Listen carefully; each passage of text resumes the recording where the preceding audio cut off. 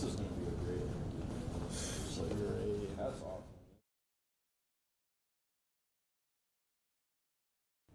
What is your name and how did you get your start in music? I'm Buru, Dufflebag Buru, and I got my start in music young. Started playing trumpet, and I was in choir and shit, like fourth, fifth grade, up until high school. But I started probably making hip hop, rapping in high school towards the end, and started taking it more seriously, like 2016, 2017, with a good friend making videos and shit. About your experience performing for live audio tree. Yeah, live or audio. That shit was super cool. I was super honored because Audio Tree is like a staple in Chicago music. A lot of great like bands in general have gone through there and done sets. So to be given the opportunity, only having an ensemble for a couple of years was like it's just super blessing. The experience was cool as fuck because they want you to really do it like a concert. So it's like they have all the cameras and shit in there, but they want you to get as live as possible, turn up, and there's like all your homies and people watching are like through the glass on the other side of the shit. So yeah, so I was just turning up with my homies. That was the experience, just really getting the show out and having full control of like the production was really cool.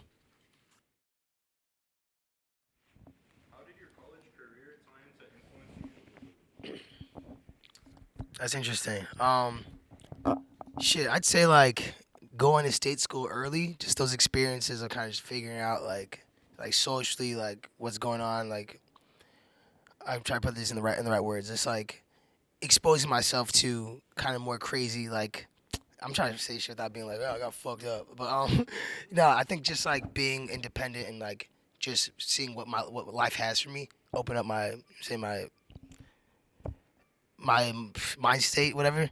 But I'd say once I got to the next school I went to in Chicago, where I was majoring in like media, comm, and theater, I was focused on like how music is like a product to be like shown. So like, I was like thinking about my music as like, oh, okay, if I have a song, I need to tell the rest of the story this way. So I'd say like breaking down storytelling a bit definitely helped. What was it like being in high school with Cole Bennett? Fire man, he's a crazy spirit, super motivating guy. But what's really interesting about like first meeting up with him was like growing up in Chicago with like I grew up with Vic, carpooled to school with him and shit. So as he's doing growing up in his rap career, anyone that I know in Plano, I'm telling them, yo, like check out this, check out Chance, check out Vic, this shit's so dope. And Cole was a main person who would really respond to that shit. He's like, yo, this is really special. So I'd be able to like take us to like shows and like we'd be able to go backstage and hang out with these guys, which to us was like meeting Kanye or some shit or whatever, Paul McCartney or something. But yeah, so like when we go back to school, go back home from these shows and shit, he'd be like, bro, we need to get in this thing. We need to like be a part of this. You need to start rapping. I want to make videos. I want to do all this shit. So that experience is really like showing myself that life could be bigger than whatever's in front of you. Like he's the first person to be like, nah, nigga, like you could really make your life crazy if you work. Like find something that you love and attack it, and just don't take no for an answer. So yeah. And then can you tell us a little more, like in detail about like what it was like just seeing like Lyrical Lemonade just like as a brand come up too as well? Absolutely. The brand. So I really started off just like doing recaps and shows around the city. So like I'd say the first moment where I really saw things happening, he threw a show at Music Garage for like I don't know, probably like a couple $100 to rent the room, and he had like some pretty good artists come through, and like a lot of people I knew from high school were in this at this thing where like just one kid from the suburbs is throwing this event, and like people I've known for my whole life are at this shit. So I'm like, all right, he's actually making some waves, but um yeah, like my involvement was a lot of like production. So like I'd like do casting or like wardrobe. So I got to really learn about the ins and outs of the industry, like crash course, super fast. Meeting my favorite idols in the world. You know what I mean? Like J Cole, fucking endless names. Just like getting to meet with them and work with them on a close level was just like I just can't even compare that experience to anybody trying to do that job. So it's a blessing and is impressive, and it was like it's hard to even like process when it was happening. It was just like everything was happening so fast. A new achievement would just be unlocked every fucking week. So it was like really fast paced, but really rewarding.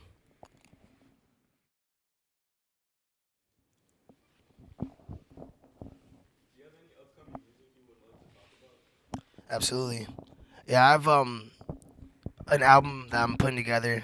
I would like to say that'd be out late March, but I'm not trying to put too much of a time constraint on it. But it's a tentative title, "Skin of My Teeth." Should be like 13 tracks, but right now just trying to work on making sure that the sounds are exactly where I want them to be. The visuals are ready to go before the album drops. Just trying to be more organized about the way I roll out things. But yeah, a fuck ton of music coming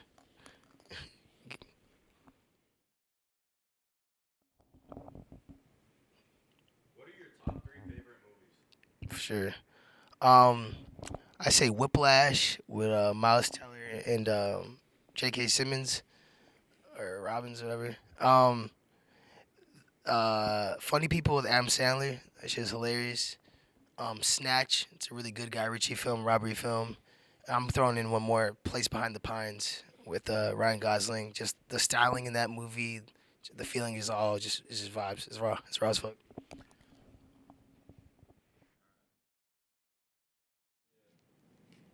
Who are some of your most influential artists to your career? For sure. I'd say I'd break it down in a couple of groups. I'd say just like overall artistry, lyricism, Ye and Lil Wayne, just like really made me want to rap. Made me think that rap was cool as fuck. I'd say like kind of more like recent, more like underground shit, which I'm really into, like more into, is like Earl Sweatshirt and Freddie Gibbs. They're just like very much don't break away from what they do, and not in like a stubborn way. Just like they know what they like to make and they execute that shit. And then I'd say like old school would be like Five Dog from Tribe and MF Doom for like my old school influences. Favorite rapper's favorite rapper. Yeah, the fatty MF Doom tattoo right here. Oh, for real? Easily the worst tattoo I've ever gotten. Yeah, that's how I go. That's how it happened. And my favorite albums ever, just to say it, my favorite albums ever are In Rainbows by Radiohead, um, The Drought 3, both sides of the disc, Lil Wayne. It's the craziest mixtape I think ever, bro. Like, I'd say it's one of the best mixtapes of all time. The Drought 3, fucking argue with me, I promise. Um, and then Fetty with Alchemist. It's like Currency and Freddie Gibbs collab album with Alchemist, and it's so fucking good. It's from a little bit ago, called Fetty. Alchemist, bro. Alchemist, who he be working with? What's his Earl? Ooh, Earl, bro, great. Ecoli. The album this year, I was gonna say that's one of my favorite from the year when you asked me about Brace for Impact. I met the Alchemist. I was shooting a video for Eminem. We're shooting the Eminem the Godzilla video. I casted 40 motherfuckers, bro. That was a 2-day shoot. Niggas got nominated for a VMA. Stop playing with me. Nah, dead ass, nah. That's that shit you gotta throw in there. Nah, I'm gonna tell y'all about that shit, man. But The Eminem video, bro. but yeah. Shit, if I knew that. Yeah, no, dude, that shit was crazy. Like, met Mike Tyson and all this shit. But The Alchemist, I remember when I like was chopping up with him, I was like, "Yo, Fetty was so good, bro. Like, thank you for that shit. It made life better." He goes, "Hey man, watch this. I got some new shit for you. Me and Freddie got another one coming." He was talking about Alfredo, which ends up getting nominated for a Grammy. You know what I mean? Like, I remember being like, "Holy shit!" But yeah, like that shoot in general, like made niggas whole like body chemistry change. Like, I really understood like what it's like to have like really intense pressure, really high stakes, and having to deliver no matter what. But yeah, it was cool. Like Dr. Dre's on set. I'm seeing Eminem before he walks on set to do like a verse. He's like this, like zoning the fuck in, because he's literally the performance was a world record for the most words in a rap verse type shit. So he's performing a world record 50 times. You know what I mean, over 2 days. That was cool. Say craziest sets I've been on. J. Cole JID video. I'm in it. Future Juice World. No issues. Styled it, casted it. Lil Tecca ransom video. I'm literally in it. I'm the other motherfucker running around. I'm that goofy ass nigga running around. Yeah. Nah, that shit was stupid. That wasn't, Like, where was it, Costa Rica or fucking? DR. Punta Cana. I don't know. No, bro. crazy shit. Wiz Khalifa a couple times. All the Juice World stuff is just incredible. Juice World Thug, like the suits they're wearing, had to go to stores. I had to like get my homie who worked at Mariano's. His black tie is the tie that Juice is wearing in the Bad Boy video. My first time on a private jet was Juice World. We flew to NBA YoungBoy's house. We shot the Bandit video, yeah, and like just being around YoungBoy, like a 17-year-old man with a compound. There's like fucking 20 dudes, or fine, 10 dudes wrapped around his yard with AK-47s, like guarding everything. Like it was some weird shit, but his intensity, I'm like, yeah, this guy isn't like. This isn't just some dude trying to be a crazy rapper. This is a fucking maniac right here. Like, this dude is really do some shit, but nah. I could talk more lyrical shit. What else is cool? Bro, the shit you've been talking about right now. God damn. Yeah, this is what we need, bro. So you told like almost like so much history. Yeah, some lore, bro. The lore. You said has like been prominent, or like people have definitely cared about that. I'm trying to think about really. I was geeked when that Tekka video came out because like, I Holy started shit, listening to him bro. before he even like blew up. Like, when Yeah. he got ransom, like I found a SoundCloud. I was listening before him. And Tekka's the man, bro. I had a picture of Cole. I was like, damn. I mean, I started listening to Tekka like after Ransom. Like I wasn't Before really Ransom came, I think the song he had out was Molly Girl. Was, Yeah. like the last release. No, he's the man, bro. He's a good ass kid. He was doing like his fucking algebra homework while we're on that shoot. Like he's watching like 2K9. People like you know what I'm saying, streamers playing 2K9. It's like 2017 or some shit. Like I'm like, he's just like a really interesting random ass dude, but super good artist. He's producing his shit. He's engineering. We have a song together, not gonna come out, but where it's his beat. He engineered. He recorded me. Like motherfucker's a real musician. Like Tekka's like that. Yeah, bro.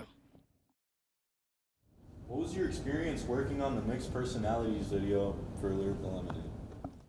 That shit was cool. I like the literal day of the shoot. I actually had a show with I want to say it was Superboy's show, but he had like Kami on it.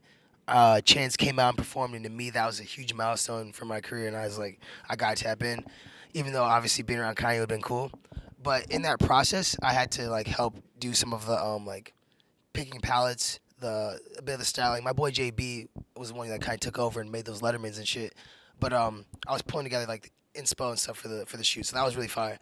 But the really interesting shit that happened after, I remember Kanye hit up Cole like, "Yo, before you guys come out, he had his son or daughter, Chicago, was born, so he's gonna have a one year birthday party for her. But it's basically gonna be like, you know what I'm saying, like a party for like North's age. Like so, he's like, "Yo, I want you to do the creative direction for my child's birthday." He said that to Cole, and then Cole was like, "Hey, Buru, if you want to lead this, I'll let you mock it up." So I have a full deck, a full like party plan for Kanye's child's birthday, like written out to the T, like a smoothie making station. They were gonna like do like exercise on like life size keyboards. Like I had all these like crazy ideas and shit, and obviously didn't happen. But he was like on the phone, like, "Bro, we've got this party. I want it to be about." The themes were like power, healing, the sun, like all these random ass themes, health.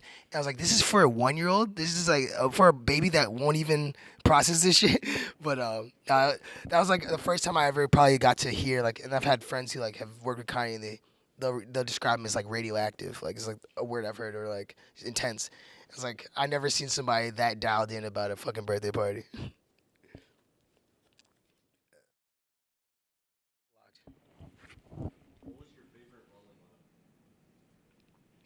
Miami was crazy. Miami is really, really fun. The entire city is just craziness. So like, it was super dope. It's super dope. It was very interesting to be immersed in that like that speed of life. I like Florida. I don't love Miami, but no, the event was crazy. I remember we like had done a Nardwuar interview recently. So like we're walking around after my set with Nardwuar, hanging out. The crowd was super fun. I got to like meet DMX. Like it was just like a crazy ass time. Miami's probably the best. Can you tell us a little bit about your clothing brand? Absolutely. The name is Sur les lacs. It means on the lake in French. Chicago around the lake. I've been working with this team for about a year and a half, developing this brand, and we've been like live for about a year.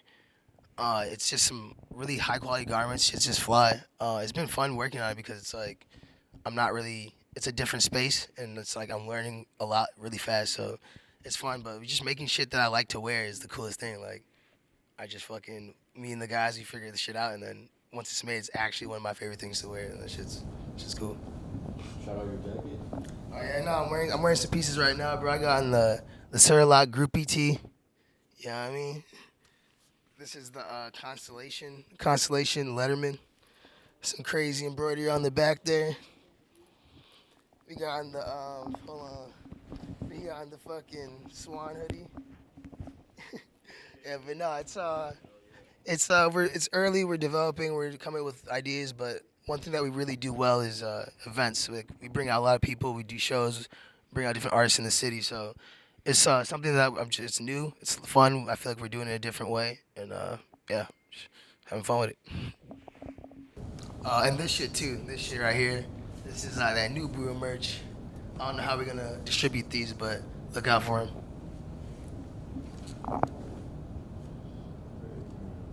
Right here is just like pieces of advice for future creatives. I think for sure be a student of the art that you're going into. It's just like I think it's really important to have perspective of like what's happened before you kind of continue if you with respect, obviously. I think the second thing is don't do this shit for anyone else. Like, please do not do this shit for anyone else. Even when you kind of get that like when you get your first kind of success and people are like, yo, I like the way you're doing that thing. Don't let that thing be the thing that dictates the way you move forward. I think that's just like such a limiting thing, but it's like it's obviously it's positive, but you're like, I think it's really important to just stay true to like the corniest shit ever, but the realest shit ever. Stay true to exactly what moves you. If something feels stale, it feels like you're plateauing, mix that shit up, do something different. I think that's just like the entire point. And creatives, bro, on some real shit. If you want to talk about like trying to like sustain or like financially move through this world, I think understand the difference between making music, making art, and selling a product. And if you want to make money and you want to do this shit, you have to commit to that process. Like, it's like, oh man, fuck that. Music's free, it's art. Yeah, for sure. But if you're talking about I want to get some money, then you're gonna have to make the reels. You're gonna have to produce the content. You're gonna have to be consistent. And that's like, I think that's the part of that like people don't really want to fall in love with. It's like, if you do want to actually move this thing forward financially or even gain real success, real exposure, you're gonna have to, participate, and that takes a lot of effort. So I say, be a student, do shit that's only for you, and stay consistent. Work hard as fuck.